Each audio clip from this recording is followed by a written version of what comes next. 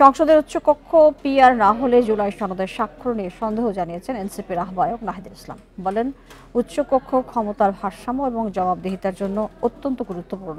সে বিষয়ে ঐকমত্য না আসলে জুলাই সনদ স্বাক্ষরিত হবে কিনা এই নিয়ে সন্দেহের কথা জানান। তবে 5 আগস্টের আগেই জুলাই সনদ স্বাক্ষরের বিষয়ে আশা করছেন তিনি। সকাল 10:30টায় জামালপুর জেলা পরিষদের ডাক বাংলোতে জুলাই আন্দোলনে নিহত 11 জন শহীদের পরিবারের সাথে সাক্ষাৎ শেষে এইসব কথা বলেন নাহিদ। এ সময় রোববার লুৎফুজ্জামান বাবরকে নিয়ে এনসিপি নেতার বক্তব্যের ঘটনায় নেত্রকোনায় বিএনপির প্রতিবাদকে অধিকার হিসেবে মন্তব্য করেন তিনি।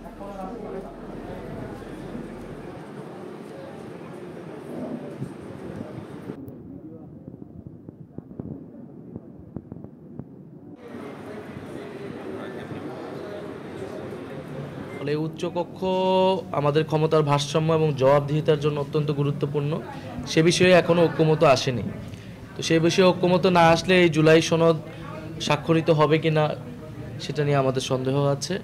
আমাদের জায়গায় উত্তরায় মাইলস্টোন স্কুল অ্যান্ড কলেজ ভবনে যুদ্ধবিমান বিধ্বস্তের ঘটনায় সাহিল ফারাবি আয়ান নামের আরও এক শিক্ষার্থীর মৃত্যু হয়েছে। রোববার রাত 2:45টার দিকে জাতীয় বার্ন ইনস্টিটিউটের আইসিইউতে মারা যায় আয়ান। এ নিয়ে ওই দুর্ঘটনায় প্রাণহানি বেড়ে দাঁড়িয়েছে 35 জনে। নিহত আয়ান মাইলস্টোন স্কুলের 7ম শ্রেণীর শিক্ষার্থী ছিল। তার শরীরের 40% পুড়ে গিয়েছিল বলে জানিয়েছেন চিকিৎসকরা। কর্তৃপক্ষ জানিয়েছে, বর্তমানে বার্ন ইনস্টিটিউটে ভর্তি 33 জন রোগী। তাদের মধ্যে 3 জনের অবস্থা গুরুতর। একজনকে লাইফ সাপোর্ট এবং অপর 2 জনকে রাখা হয়েছে আইসিইউতে। এছাড়া 9 জনের অবস্থা অপেক্ষাকৃত কম গুরুতর, তবে তারা ঝুঁকির বাইরে নন। বাকি 21 জনের অবস্থা উন্নতির দিকে। এর আগে রোববার বিমান দুর্ঘটনায় দগ্ধ আরও 2 জন রোগীকে বার্ন ইনস্টিটিউট থেকে ছাড়পত্র দেওয়া হয়।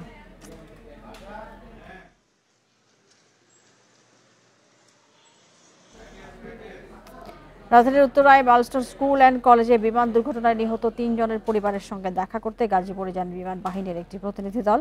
বিমান বাহিনীর সদস্যরা নিহতদের কবরের পাশে গিয়ে গার্ড অফ অনার দেন।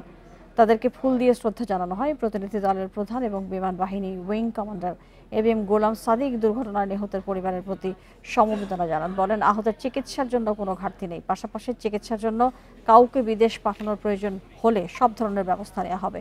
এছাড়া হতাহতদের পরিবারের যোগ্য ব্যক্তিদের চাকরির ব্যবস্থা করার ব্যাপারে আলোচনা চলছে। মাইলস্টোন স্কুল অ্যান্ড কলেজে বিমান দুর্ঘটনায় দগ্ধ হয়ে মারা যান আব্দুল মুবাশশির মাকিন, সায়মা আক্তার এবং আফসানা আক্তার প্রিয়া। তাদের বাড়ি গাজীপুরে।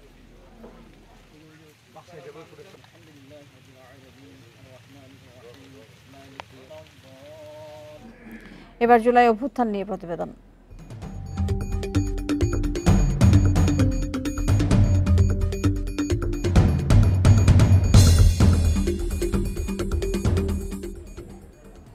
ছাত্র জনতার গণ অভ্যুত্থানে জয়পুরহাটে নিহত 5 তরুণের মধ্যে 3 জনের পরিবার পেয়েছেন সরকারি বেসরকারি সহযোগিতা। বাকি 2 পরিবার বঞ্চিত রয়েছেন সরকারি সহযোগিতা থেকে। এছাড়া একজনের নাম ওঠেনি সরকারের তালিকায়। প্রিয়জনকে হারিয়ে দিশেহারা পরিবারগুলো চান সরকারি সহযোগিতা সহ শহীদের রাষ্ট্রীয় মর্যাদা। ছাত্র জনতার গণ অভ্যুত্থানে জয়পুরহাটের 0 পয়েন্টে পুলিশ ও আওয়ামী লীগের সাথে ছাত্ররা সংঘর্ষে জড়িয়ে পড়ে। গত 4 আগস্ট গুলিবিদ্ধ হয়ে প্রাণ হারান 11 শ্রেণীর শিক্ষার্থী নজিবুল সরকার বিশাল। তার মৃত্যুর পর শোকে স্তব্ধ পরিবার। বাড়ি নির্মাণ সহ সরকারি সহায়তা পেলেও ছেলেকে হারানোর কষ্ট ভুলতে পারেননি তার মা। তারা শাস্তি পাক। 1 বছর হয়ে যায়, আমার সন্তান নাই, আর কোনো সন্তান যেন না হারায়। 5 আগস্ট ঢাকার মিরপুরে পুলিশের গুলিতে নিহত হন কালাই উপজেলার কলেজ ছাত্রী রীতা আক্তার। একই রাতে জেলার থানাগেট এলাকায় পুলিশের গুলিতে মারা যান আরেক তরুণ মেহেদি হাসান। সরকারি বেসরকারি সাহায্য পেয়ে পরিবারে আর্থিক সচ্ছলতা ফিরলেও সন্তানদের হারিয়ে দিশেহারা পরিবার। যত টাকা পয়সা থাক আমাদের আর সুখ শান্তি নেই। ছেলে মেয়েকে আমি খুব দুঃখ নিয়ে বাবা।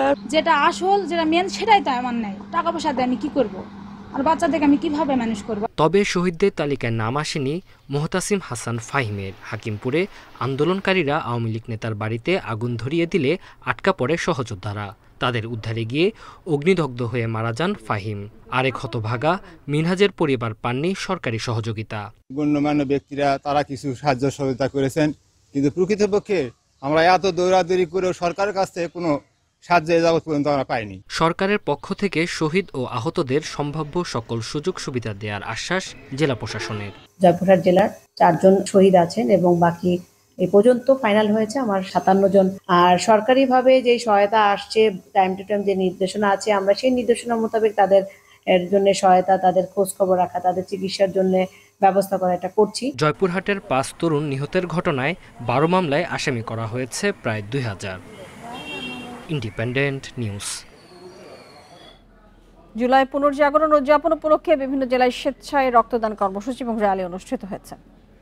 বরিশাল শেরি বাংলা মেডিকেল কলেজ হাসপাতালের উদ্যোগে সকাল 9:30টায় জুলাই পুনর্জাগরণ উদযাপন উপলক্ষে র্যালি বের হয়। র্যালিটি শেরি বাংলা মেডিকেল কলেজ ক্যাম্পাসের সামনে থেকে শুরু হয়ে হাসপাতাল কম্পাউন্ড প্রদক্ষিণ করে। এতে হাসপাতালের চিকিৎসক, নার্স, কর্মকর্তা, কর্মচারী উপস্থিত ছিলেন। পরে স্বেচ্ছায় রক্তদান কর্মসূচি অনুষ্ঠিত হয়। চাঁদপুরে মেডিকেল ক্যাম্প এবং আলোচনা সভা অনুষ্ঠিত হয়েছে। শহরের ডায়াবেটিস হাসপাতালে মেডিকেল ক্যাম্পের উদ্বোধন করা হয়। জুলাই পুনর্জাগরণ উপলক্ষে নাটোর, খাগড়াছড়িতে দিনব্যাপী ফ্রি মেডিকেল ক্যাম্প এবং রক্তদান কর্মসূচি পালিত হয়েছে।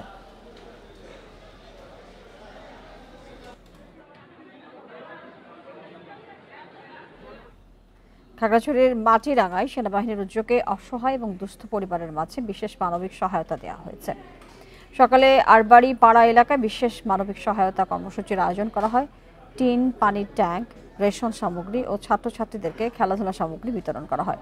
এছাড়া মাটিরাঙ্গা জোনের 5 শতাধিক মানুষকে বিনামূল্যে চিকিৎসা সেবা এবং ওষুধ বিতরণ করা হয়।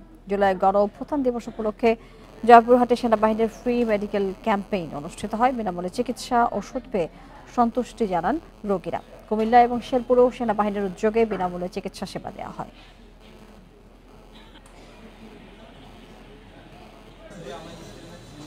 রোববার রাতে টঙ্গীতে ম্যানহোলে পড়ে নিখোঁজ নারীর সন্ধান মেলেনি এখনো। ঘটনাস্থল এবং আশপাশের ম্যানহোল এবং খালে সকালে আবারও উদ্ধার অভিযান শুরু করে ফায়ার সার্ভিস। ম্যানহোল রক্ষণাবেক্ষণে গাজীপুর সিটি কর্পোরেশনের গাফিলতি এবং পাশে অবস্থিত হাসপাতাল কর্তৃপক্ষের উদাসীনতাকে দুর্ঘটনার জন্য দায়ী করছেন এলাকাবাসী। রবিবার রাতে টঙ্গীর ইম্পেরিয়াল হাসপাতালে যান একটি ওষুধ কোম্পানির বিক্রয় প্রতিনিধি তাসনিম সিদ্দিকী জ্যোতি। সেখান থেকে বের হয়ে সড়কের ওপর ঢাকনাবিহীন মেন হলে পড়ে যান তিনি। 10 ফুট গভীরতার মেন হলটিতে সে সময় বৃষ্টির কারণে পানি জমেছিল। স্থানীয়রা উদ্ধারের চেষ্টা চালিয়ে ব্যর্থ হলে খবর দেওয়া হয় ফায়ার সার্ভিসে। তবে রাতে বৃষ্টির কারণে বাধাগ্রস্ত হয় তাদের কাজ। 11:30 পর্যন্ত বিচাইছি, আমি আর পাইনি। অ্যাম্বুলেন্স হ্যালো নামছে গভীরতে, আর পাই না। হসপিটালে ডক্টর ভিজিট করতে, তো ভিজিট করে যাওয়ার সময় এই ঘটনা। ম্যানহোলটি দীর্ঘদিন ধরে ঢাকনাবিহীন থাকলেও রক্ষণাবেক্ষণের উদ্যোগ নেয়নি নগর কর্তৃপক্ষ। অভিযোগ স্থানীয়দের। মর্মান্তিক এই ঘটনার জন্য সিটি কর্পোরেশন ও সড়কের পাশে অবস্থিত হাসপাতাল কর্তৃপক্ষকে দায়ী করেছেন তারা। টঙ্গী থেকে বাইপাস পর্যন্ত রাস্তার দুপাশে বিভিন্ন ম্যানহোলের এরকম ঢাকনা, স্ল্যাব খোলা, এজন্য এগুলি দেখার মতো কেউ নাই। হসপিটাল কর্তৃপক্ষ যে জিনিসটা তার হসপিটালের সামনে একটা মানুষ যাবে তার সেবা নেওয়ার জন্য, তারাও তো একটা একটা দায়িত্ববোধ নিয়ে এই জিনিসটা তো সমাধান করতে পারতো না। সকাল থেকে আবারও চলে উদ্ধার অভিযান। তবে বৃষ্টির কারণে মেন হল এবং সংলগ্ন ড্রেন পানিতে পূর্ণ থাকায় উদ্ধার কাজে বেগ পেতে হয়, জানালো ফায়ার সার্ভিস। রাস্তার উপরে পানির স্রোত এবং ড্রেনের স্রোত সম্পূর্ণ আমাদের বিপরীতে। তারপরেও আমরা রাত্রি 1:40 ঘটিকা পর্যন্ত উদ্ধার অভিযান অব্যাহত রাখি প্রচন্ড বৃষ্টির মধ্যে। তারপরে স্থগিত করি এবং আজকে সকাল থেকে আবার সিটি কর্পোরেশনের সহায়তা নিয়ে উদ্ধার কার্যক্রম অব্যাহত আছে। ম্যানহলে পড়ে যাওয়া তাসনিম সিদ্দিকী রাজধানীর মিরপুরে থাকতেন। তিনি ওষুধ আমদানিকারক প্রতিষ্ঠান মনি ট্রেডিংয়ে বিক্রয় প্রতিনিধি হিসেবে কাজ করতেন। তার গ্রামের বাড়ি চুয়াডাঙ্গায়। Independent news. টানা বৃষ্টির কারণে আজও দেশের বিভিন্ন এলাকায় আবারও জলাবদ্ধতা তলিয়ে গেছে নিম্নাঞ্চল। চরম দুর্ভোগে পড়েছে সাধারণ মানুষ। বেড়িবাঁধ ভেঙে পটুয়াখালী সদরের ইদ্রাকপুর, কাকড়াবনিয়া সহ বেশ কয়েকটি গ্রাম প্লাবিত হয়েছে। এছাড়া ভাঙা বেড়িবাঁধ দিয়ে পানি ঢুকে রাঙাবাড়ির অন্তত 10টি গ্রামে পানি ঢুকেছে। নতুন করে ভাঙন দেখা দিয়েছে কুয়াকাটা সৈকতের ঝাউবাগান সংলগ্ন জাতীয় উদ্যান এবং সৈকতের প্রবেশের সড়কেও। এদিকে টানা বৃষ্টির কারণে সকাল থেকে লক্ষ্মীপুর পৌরসভা সহ উপকূলীয় এলাকায় দেখা দেয় জলাবদ্ধতা। চট্টগ্রামের কাতালগঞ্জ, আগ্রাবাদ সহ বেশ কিছু এলাকা হাঁটু পানিতে তলিয়ে গেছে। ফলে চরম দুর্ভোগে পড়েন স্কুল, কলেজ এবং অফিসগামী লোকজন। জলাবদ্ধ এলাকা পরিদর্শন করে চট্টগ্রামের মেয়র ডক্টর শাহাদাত হোসেন জানান, দুর্ভোগ থেকে মুক্তি পেতে কাজ চলছে। জোয়ারের পানিতে আমাকে ঘর বাড়ি তলাইয়ে লয়ে গেছে, আমরা রাঁধতে পারতেছি না। আমাকে মনে করেছিলাম কাজ করছে, পানি আমাদের এই যে দীর্ঘদিনের একটা সমস্যা, এটা হয়তো দূরীভূত হয়েছে, কিন্তু আসলে না। আমরা এখনো এইখান থেকে মুক্তি পেতে পারি নাই। যে 57টা খাল আছে, 57টা খালের মধ্যে সিটি কর্পোরেশন একটা মাত্র খাল, আমরা বারের পরে খালটা করছি, আরও 20টা খাল বাকি রয়ে গেছে। কাজে এই 20টা খাল আমি মনে করি যে আমাদের সংস্কার করতে হবে খুব চমৎকারভাবে। নোয়াখালীর হাতিয়ায় ব্ল্যাকহেডের ধাক্কায় মাছ ধরা ট্রলার ডুবে এক জেলের মৃত্যু হয়েছে। এই ঘটনায় নিখোঁজ আছেন একজন। ভোরে সূক্ষ্মচর ইউনিয়নের চরামানুল্লাহ গ্রাম এলাকায় এই ঘটনা ঘটেছে। স্থানীয়রা জানায় একটি মাছ ধরার ট্রলার নোঙর করে 4 জেলে ঘুমাচ্ছিলেন। এ সময় একটি ব্ল্যাকহেড ট্রলারটিকে ধাক্কা দেয়, এতে ট্রলারটি ডুবে যায়। পরে স্থানীয়রা 2 জেলেকে জীবিত উদ্ধার করে। নিখোঁজ হন 2 জন। প্রায় 1 ঘন্টা পর এক জেলের মরদেহ উদ্ধার করে নৌপুলিশ। নিখোঁজ জেলেকে উদ্ধারে অভিযান চলছে।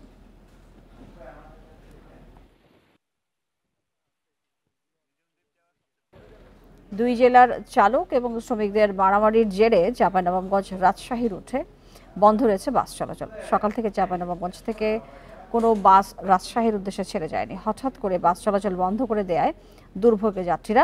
গত শনিবার রাজশাহীর গোদাগাড়িতে 2 জেলার বাস চালক এবং শ্রমিকদের মধ্যে কথা কাটাকাটি হয়। এক পর্যায়ে চাঁপাইনবাবগঞ্জের এক বাস চালককে মারধর করেন রাজশাহীর চালকরা। পরে রাজশাহীর আরেক চালককে মারধর করেন চাঁপাইনবাবগঞ্জের চালক এবং শ্রমিকরা। এরই জেরে 2 জেলার মধ্যে সরাসরি বাস চলাচল বন্ধ হয়ে যায়। তবে অটোরিকশা বা ছোট যানবাহন চলাচল করছেন যাত্রীরা।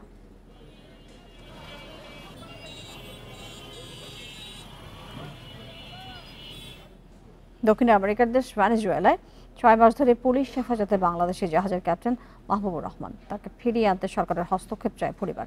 নাবিকদের সংগঠন বলছে মামলা দেখভালের দায়িত্ব জাহাজ মালিক প্রতিষ্ঠানের হলেও সরকারের উদ্যোগেই আটক বাংলাদেশি নাবিক মুক্তি পেতে পারেন।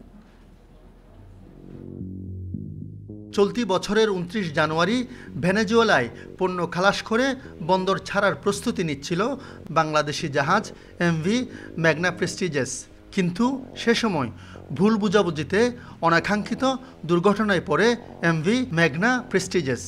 দুর্ঘটনায় মামলার পর জাহাজসহ নাবিকদের আটক করে ভেনেজুয়েলা পুলিশ। ডিউটি অফিসারেরও কিছু দায় ছিল, চিফ ইঞ্জিনিয়ারেরও কিছু দায় ছিল।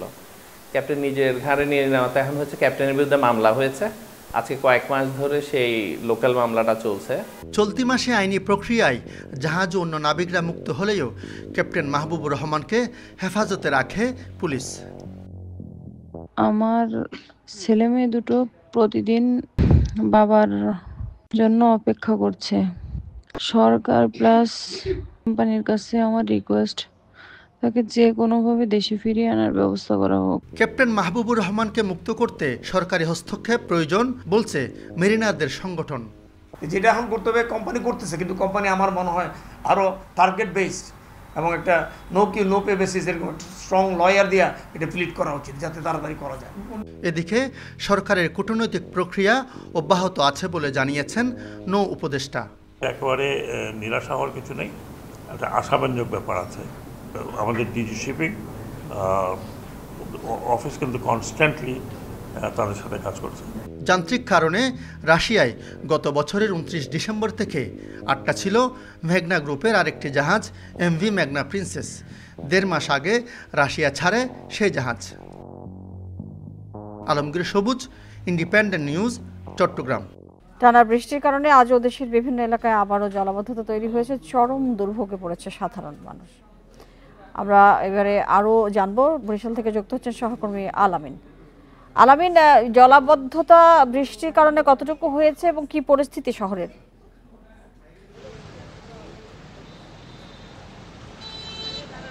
জি, সকাল থেকে কিন্তু বরিশালে বৃষ্টি হচ্ছে। এর মধ্যে কিন্তু সকাল 10টার দিকে আমরা দেখেছি, 10টার কিছু পরে বরিশালে ভারী বৃষ্টিপাত হয়। 2 ঘন্টায় কিন্তু বরিশালে 90 মিলিমিটার বৃষ্টিপাত রেকর্ড করেছে আবহাওয়া অফিস। যে চিত্রটি এখন আমরা দেখতে পাচ্ছি এটি হচ্ছে বরিশাল নগরীর বটতলা থেকে চৌমাথা যে নবগ্রাম রোড এলাকাটি রয়েছে, সেখানে কিন্তু এখন এই জলাবদ্ধতার সৃষ্টি হয়েছে।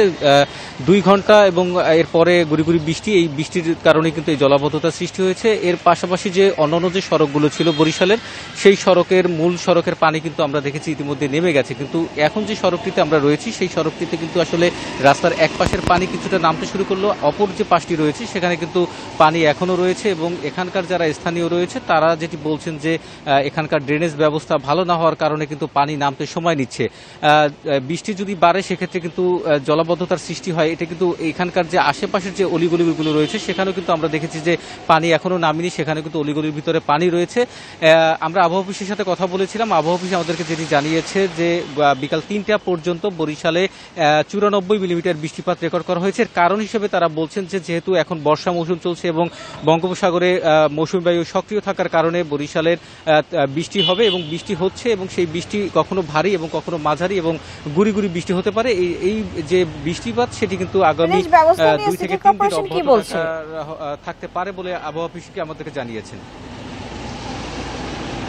জি, সিটি কর্পোরেশনের পক্ষ থেকে যেটি হচ্ছে যে আসলে সিটি কর্পোরেশনের পক্ষ থেকে যে শহরে যে ড্রেনেজ ব্যবস্থাগুলো রয়েছে সেগুলো পরিষ্কার পরিচ্ছন্নতার কাজ করা হচ্ছে এবং আমরা দেখেছি যে বিশেষ কিছু জায়গায় যেসব জায়গায় জলাবদ্ধতার সৃষ্টি হতো সেই সব জায়গায় কিন্তু ইতিমধ্যে নতুন করে ড্রেনেজ ব্যবস্থা নতুন চালু করা হচ্ছে এবং সেখানে কিন্তু ড্রেনের নতুন করে কাজ চলছে। কিন্তু এখন যে জায়গাটি আমরা রয়েছি সেখানে আসলে ড্রেনেজ ব্যবস্থা কিন্তু একটি যে জায়গাটি ড্রেন থেকে পানি নামার যে বিষয়টি সেখানে স্থানীয়রা যেটি বলছেন যে আসলে এখানে ময়লা থাকার কারণে কিন্তু এই পানিগুলো নামতে পারছে না এবং সিটি কর্পোরেশনের পক্ষ থেকে তারা বলা হচ্ছে যে তারা নিয়মিত ময়লা আবর্জনা যেগুলো রয়েছে ড্রেনের মধ্যে যে ময়লা আবর্জনা রয়েছে সেগুলো কিন্তু তারা পরিষ্কারের করছেন এবং সেই পরিষ্কারের ফলে কিন্তু আসলে বরিশাল নগরীর যে মূল কেন্দ্রগুলো রয়েছে সেখানে কিন্তু আসলে সড়কে পানি জমছে না। যখন ভারী বৃষ্টিপাত হয় তখন অস্থায়ীভাবে যে জলাবদ্ধতার সৃষ্টি হয় সেটি কিন্তু ঘন্টা 1-2 এর মধ্যে কিন্তু নেমে যায়। তবে এই সড়কটির অবস্থা হচ্ছে যে যেহেতু নিচু একটি সড়ক এবং এখানে জলাবদ্ধতা কিন্তু প্রতিনিয়তই আমরা দেখি যখন বৃষ্টিপাত হয় বা জোয়ারের পানি আসে তখনই কিন্তু এই সড়কটিতে জলাবদ্ধতার সৃষ্টি হয়। তো এই ছিল আমার কাছে বরিশাল থেকে। আলামিন, আপনাকে ধন্যবাদ আমাদেরকে বেশি তথ্য দেওয়ার জন্য। 5 মাস পর আগামীকাল থেকে খুলনা প্রকৌশল এবং প্রযুক্তি বিশ্ববিদ্যালয়ে ক্লাস শুরু হচ্ছে। দুপুরে বিশ্ববিদ্যালয়ের নতুন উপাচার্য অধ্যাপক ডক্টর মোহাম্মদ মাকসুদ হেলালি এই ঘোষণা দেন। এই তথ্য নিশ্চিত করেছেন কুয়েটের ডেপুটি রেজিস্ট্রার আব্দুর রহমান। ছাত্র রাজনীতি বন্ধের দাবিতে কুয়েটে গত 18 ফেব্রুয়ারি দুই পক্ষের সংঘর্ষ হয়েছে। এরপর থেকে কখনো ছাত্র আবার কখনো শিক্ষকদের দাবির কারণে কুয়েটে অচল অবস্থা সৃষ্টি হয়। কুয়েট খুললেও ক্লাস হয়নি। গত বৃহস্পতিবার কুয়েটে নতুন উপাচার্য নিয়োগ হয়। ছাত্র শিক্ষক প্রশাসনের বিভিন্ন পর্যায়ের কর্মকর্তাদের সাথে বৈঠক করেন নতুন উপাচার্য। বৈঠকে শিক্ষক এবং ছাত্ররা তাদের আন্দোলন থেকে সরে আসেন।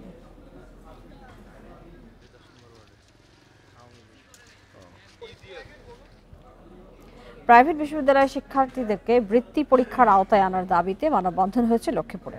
সকালে জেলা প্রশাসকের কার্যালয়ের সামনে প্রাইভেট স্কুল অ্যাসোসিয়েশন ব্যানারে এই কর্মসূচি পালিত হয়েছে। পরে অতিরিক্ত জেলা প্রশাসক মোশাররফের কাছে স্মারকলিপি প্রদান করা হয়। এ সময় শিক্ষকরা বলেন, দেশে প্রাইভেট বিদ্যালয় বা কিন্ডারগার্টেনগুলোতে প্রায় 1 কোটি শিক্ষার্থী রয়েছে। সম্প্রতি প্রাইভেট বিদ্যালয়ের শিক্ষার্থীদেরকে সরকারি প্রাথমিক বৃত্তি পরীক্ষায় অংশগ্রহণ বাতিল করে প্রজ্ঞাপন জারি করা হয়। এ ধরনের সিদ্ধান্তকে বৈষম্য দাবি করে প্রাইভেট বিদ্যালয়ের শিক্ষার্থীদের বৃত্তির সুযোগের দাবি জানান।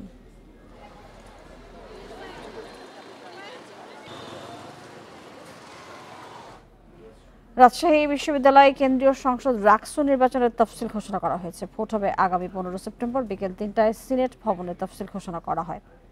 ঘোষিত তফসিল অনুযায়ী নির্বাচনের আচরণবিধি প্রকাশ করা হবে 31 জুলাই। চূড়ান্ত ভোটের তালিকা প্রকাশ 14 আগস্ট। মনোনয়নপত্র বিতরণ 17 আগস্ট থেকে 19 আগস্ট পর্যন্ত। চূড়ান্ত প্রার্থী তালিকা প্রকাশ করা হবে 4 সেপ্টেম্বর। আর 15 সেপ্টেম্বর ভোট গ্রহণ এবং গণনার পর ফলাফল ঘোষণা করা হবে। সুষ্ঠু, নিরপেক্ষ ও শান্তিপূর্ণভাবে ভোট গ্রহণের জন্য প্রয়োজনীয় ব্যবস্থা গ্রহণ করা হয়েছে বলে নির্বাচন কমিশনের পক্ষ থেকে জানানো হয়েছে।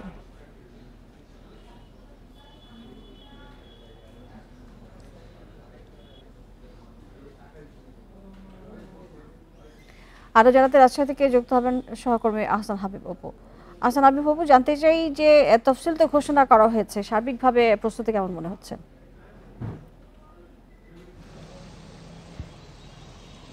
আসলে রাকসুর নির্বাচনকে নিয়ে যে দীর্ঘদিনের চাওয়া, সেই চাওয়ার একটা পর্ব চলতেছিল এই গত কয়েক মাস ধরে। পরিবর্তিত ওই যে গত 5 আগস্টের পরেই যে প্রশাসন, বিশ্ববিদ্যালয়ের প্রশাসন এসেছে, তারাই মূলত এই নির্বাচন দেওয়ার ব্যাপারে একটা ঘোষণা দিয়েছিল এবং একটি রোডম্যাপ ঘোষণা করা হয়েছিল। তারই অংশ হিসাবে নির্বাচন কমিশনও গঠন করা হয়েছে। সেই নির্বাচন কমিশনই মূলত এই সময়তে গত কয়েকদিন ধরে, কয়েকটা মাস ধরে মূলত যে কাজটি তারা করেছেন, যে নির্বাচন একটি সুষ্ঠুভাবে নির্বাচন করার জন্য যেই সব বিষয়গুলো দরকার, বিশেষ করে বিভিন্ন পক্ষের সাথে কথা বলা, বিশ্ববিদ্যালয় প্রশাসনের কর্মকর্তা কর্মচারী থেকে শুরু করে মূল শিক্ষার্থীরা, তাদের সাথে যে আলোচনা, সেই আলোচনাগুলোর পর্বগুলো সেরেছে। এবং আজকে যখন তফসিল ঘোষণা করা হয়, সেই সময়ে বলা হচ্ছিল যে বিশ্ববিদ্যালয়ে বর্তমান যে পরিস্থিতি, তাতে সুষ্ঠু এবং সুন্দরভাবে একটি নির্বাচন করার ব্যাপারে তারা কতটা আত্মবিশ্বাসী। সেই ক্ষেত্রে নির্বাচন কমিশনার, প্রধান নির্বাচন কমিশনার ডক্টর আমজাদ হোসেন, তিনি আমাদেরকে একটি বিষয়টি নিশ্চিত করছিলেন যে সুষ্ঠু এবং সুন্দর নির্বাচন করার জন্য যেসব প্রস্তুতি দরকার, সেইগুলোই মূলত গত কয়েক মাস ধরে করা হয়েছে। এবং শেষ পর্যন্ত শিক্ষার্থীদের হাতে তারা একটি ভালো নির্বাচন শিক্ষার্থীকে দিতে চান এবং সেটি তারা করবেন বলে বলছেন। এর মধ্যে একটা জিনিস হচ্ছে যে নির্বাচনী আচরণবিধির ব্যাপার। আচরণবিধি প্রণয়নের কাজটি করেছে এবং আচরণবিধি প্রকাশ করা হবে যখন, এরও একটা তারিখ দেওয়া হয়েছে যে, এবং ভোটার তালিকা প্রকাশ করার আগেই মূলত একটি আচরণবিধি প্রকাশ করা হবে। এই আচরণবিধির মাধ্যমে নিশ্চিত করা হবে যে সুষ্ঠুভাবে নির্বাচনটি করার ব্যাপারে। এই আচরণবিধিতে যেমন একটি বিষয় আলোচনা আসছিল বেশ কিছুদিন ধরেই, যে যারা মাদকাসক্ত কেউ যাতে নির্বাচনে প্রার্থী হতে না পারে। এইরকম আরও কিছু বিষয় থাকছে, যে মূলত দীর্ঘ সময় ধরে, প্রায় 3.5 দশক ধরে রাজশাহীর যে সাধারণ শিক্ষার্থীরা, যেটি হচ্ছে যে নির্বাচনের তারিখ ঘোষণার জন্য বেশ কিছুদিন ধরেই শিক্ষার্থীদের পক্ষ থেকে দাবি জানিয়ে আসছিল এবং তারা রাস্তায় নেমেছে, রাজশাহী বিশ্ববিদ্যালয় ক্যাম্পাসে মানববন্ধন করেছে এবং আজকেও ছাত্র শিবিরের পক্ষ থেকে অবস্থান নিয়েছিল। তারা কয়েকদিন ধরেই বলছিল যেটি, যে নির্বাচনের তফসিল ঘোষণা হচ্ছে না, বিশ্ববিদ্যালয় প্রশাসন এটি নিয়ে গড়িমসি করছে, এরকম দাবি করছিল। তো যখন এখানে তফসিল ঘোষণা করা হয়, তখন আমরা কিছু শিক্ষার্থীর উপস্থিতি দেখেছি, তাদের পক্ষ থেকে করতালি দিয়ে স্বাগত জানানো হয়েছে এবং বিভিন্ন ছাত্র সংগঠন সহ যারা এই যে নির্বাচনের দিয়ে সাধারণ শিক্ষার্থীরা যারা এখানে আন্দোলনের সাথে, বৈষম্য বিরোধী ছাত্র আন্দোলনের সাথে যারা ছিল, তাদের পক্ষ থেকে মূলত নির্বাচনটিকে সুষ্ঠু করার দাবি জানানো হচ্ছে এবং এই নির্বাচনকে তারা সবাই স্বাগত জানাচ্ছে। এবং আপনাকে অনেক ধন্যবাদ আমাদের সাথে যুক্ত হওয়ার জন্য। মুন্সিগঞ্জের গজারিয়ায় মেঘনা নদীতে বালু মহাল দখল এবং আধিপত্য বিস্তার নিয়ে দুই গ্রুপের সংঘর্ষে গুলিবিদ্ধ হয়ে এক জলদস্যু আহত হয়েছেন একজন। সকাল 9:30টার দিকে মেঘনা নদীর ইমামপুর ইউনিয়নের কালীপুরা এলাকায় এই ঘটনা ঘটে। পুলিশ জানায়, বালুমহল দখল এবং আধিপত্য বিস্তার নিয়ে জলদস্যু শুটার মান্নান এবং পিয়াস নয়ন গ্রুপের মধ্যে গোলাগুলি হয়। এ সময় গুলিবিদ্ধ হয়ে শুটার মান্নান ঘটনাস্থলে নিহত হয়। গুলিবিদ্ধ হয় মান্নানের সহযোগী হৃদয়ও। অপ্রীতিকর পরিস্থিতি এড়াতে পুলিশ মোতায়েন রয়েছে ওই এলাকায়। জড়িতদের ধরতে পুলিশের অভিযান চলছে।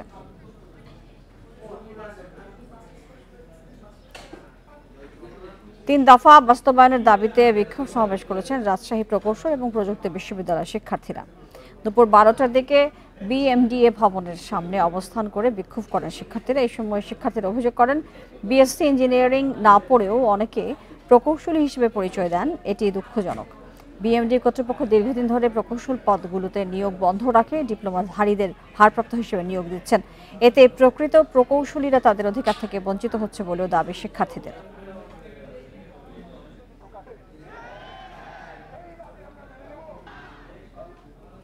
নরসিংদীর মাধবদী পৌরসভার সাবেক মেয়র এবং পৌর আওয়ামী লীগের সাধারণ সম্পাদক মোশাররফ হোসেন প্রধান মানিককে কারাগারে পাঠিয়েছে আদালত। বৈষম্য বিরোধী ছাত্র আন্দোলনের শাওন হত্যা মামলায় তাকে গ্রেপ্তার দেখিয়ে সকালে আদালতে হাজির করে পুলিশ। এ সময় তার 7 দিনের রিমান্ড আবেদন করা হয়। শুনানি শেষে সিনিয়র জুডিশিয়াল ম্যাজিস্ট্রেট আদালতের বিচারক মেশকাতুল ইসলাম তাকে কারাগারে পাঠানোর নির্দেশ দেন। এর আগে রাতে রাজধানীর বসুন্ধরা এলাকা থেকে মানিককে গ্রেপ্তার করা হয়। তার বিরুদ্ধে বৈষম্য বিরোধী ছাত্র আন্দোলনে 2টি হত্যা এবং আওয়ামী লীগের আমলে একটি হত্যা চেষ্টা সহ 3টি মামলা রয়েছে। সরকার পতনের পর থেকে পলাতক ছিলেন মানিক।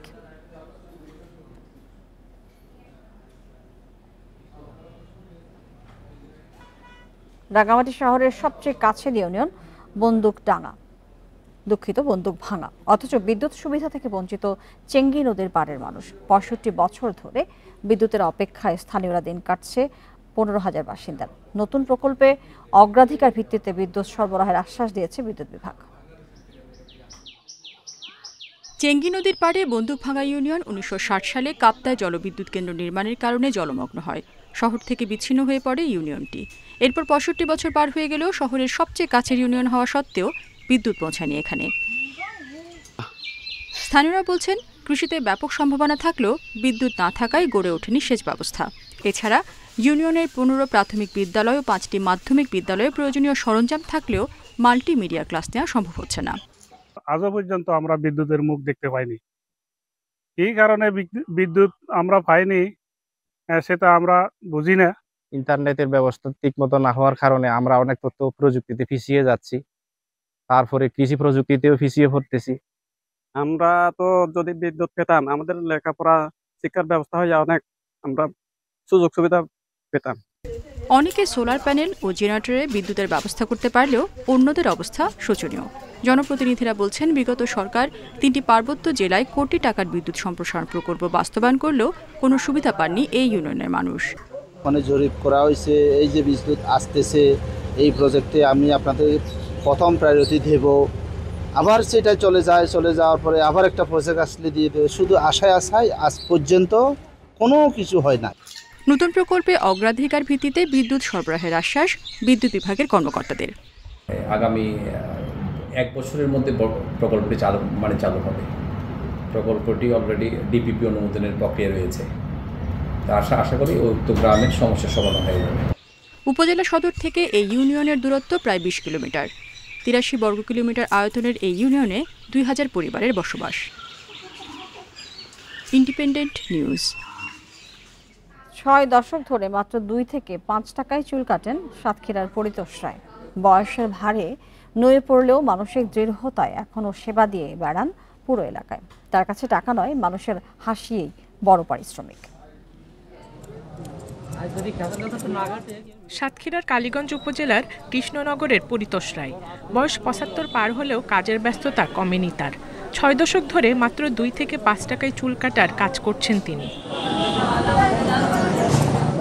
পেশা জীবনে কখনো টাকার লোভ পেয়ে বসেনি পরিতোষ রায়কে। মানুষের সেবা করতে পারলেই যেন তৃপ্তি অনুভব করেন। হিন্দু মুসলমান সত্যবরণ জাতের সবার বাড়ির খেদমত বা ছোট বাসা গাছা আপাল বিরুদ্ধ সবাই সেবা করি। তারা খুশিতে ২-৫ টাকা যা দেয় তাতে আমি সন্তুষ্ট, হাসি খুশিভাবে আমি দিন করি যাই। প্রতিদিন সকাল ৭টায় বাড়ি থেকে বের হন পরিতোষ রায়। সাইকেলে বাঁধা থাকে একটি হারিকেন, যেটা সারা জীবনই কাছে রাখেন তিনি। কখনো রাস্তায়, কখনো বাড়ির বারান্দায়, আবার কখনো কারো উঠোনে চুলদাড়ি কাটেন। কেউ কেউ দেন না টাকাও, কিন্তু কাজের পরে কারো কাছে টাকা চেয়েছেন এমন নজির নেই। আমি আমার ছেলেবেলায় আমার বাবাকে দেখতাম যে আমার চুল কাটিয়ে নিয়ে ওনাকে ৫ টাকা দিতে। তো সেটা আজ থেকে ২৫-৩০ বছর আগের কথা। আমি ২০ বছরের মতো এখান থেকে চুল কাটি, সেভ হয়, খুব আরামদায়ক, জনসহকারে কাটে। আমি বাজারে থাকি, মাসে ১-২ বার এখানে আসি। উনি আমাদের অনেক সেবা দেয়। আমার হিন্দু মুসলমান বৌদ্ধ সবার সেবা দেয়। ৫০ টাকা, ৫ টাকা, ১০ টাকা যে যা আনতে পারে, কারো ফেরান না। নির্লোভ আর পরিশ্রমী এমন চরিত্রের মানুষ বর্তমান যুগে বিরল। পেশা থেকে তেমন টাকা পয়সা না পেলেও মানুষের ভালোবাসা কম পাননি পরিতোষ রায়। Independent news. ফেনীতে ট্রাকের পেছনে মাইক্রোবাসের ধাক্কায় একজন নিহত হয়েছেন, আহত হয়েছেন ৭ জন। রাতে ঢাকা চট্টগ্রাম মহাসড়কের লালপোল স্টারলাইন পাম্প সংলগ্ন এলাকায় এই দুর্ঘটনা ঘটে। পুলিশ জানায়, ফেনীর বহিপাল থেকে যাত্রী নিয়ে মাইক্রোবাসটি চট্টগ্রামে যাচ্ছিল। লালপোলে এলাকায় পৌঁছলে ইউটার্ন করার সময় একটি ট্রাকের পেছনে মাইক্রোবাসটি ধাক্কা দেয়। এতে আহত হন ৮ জন। তাদের উদ্ধার করে ফেনী জেনারেল হাসপাতালে নিয়ে গেলে রাজীব হোসেন নামে একজন মৃত ঘোষণা করেন চিকিৎসক। আহতদের মধ্যে ২ জনের অবস্থা আশঙ্কাজনক হওয়ায় তাদের চট্টগ্রাম মেডিকেল কলেজ হাসপাতালে পাঠানো হয়। এই ছিল এখনকার সংবাদে। ধন্যবাদ সবাইকে সাথে থাকার জন্য।